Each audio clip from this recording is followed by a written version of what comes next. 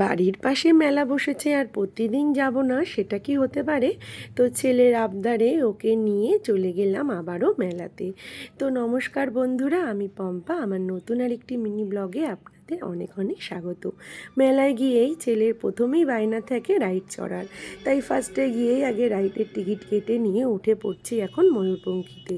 Ticket কাউন্টারে যিনি ছিল বাবিনকে দেখে প্রথমেই বারণ করছিল যে এইটুকু বাচ্চা এতে উঠলে ভয় পাবে, কিন্তু বাবিনের সাহস দেখে আমি বরাবরই অবাক হয়ে যাই।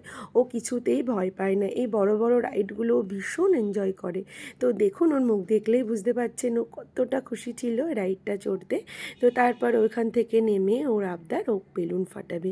বেলুন ফাটাতে আমার বাবিন বরাবরই ভীষণ ভালোবাসে, আর ও না অনেকগুলো বেলুনও ফাটাতে পারে। তো তারপরে ওইখান থেকে চলে গেলাম এই যে ম্যাজিক কাউন্টারে। এখান থেকে ছেলে কয়েকটা ম্যাজিকও কিনে নিল, ও নাকি বাড়ি গিয়ে সবাইকে ম্যাজিক দেখাবে। তারপরে এই দেখুন তো এদেরকে চিনতে পারেন কি না। তো মেলায় গিয়ে দেখা হয়ে গেল এই দিদিগুলোর সঙ্গেও, আমাদের ঠাকুরনগরে জনপ্রিয় ব্লগার। তো ওদের সাথে একটুখানি ভিডিও করে নিলাম বাবিনেরই আবদারে।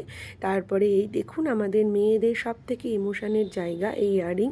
এখান থেকে একটা ইয়াররিং কিনে কিছু খাওয়া দাওয়া করে এবার বাড়ির উদ্দেশ্যে রওনা দেওয়ার পালা। আজকের মতো ব্লগটা এইটুকু।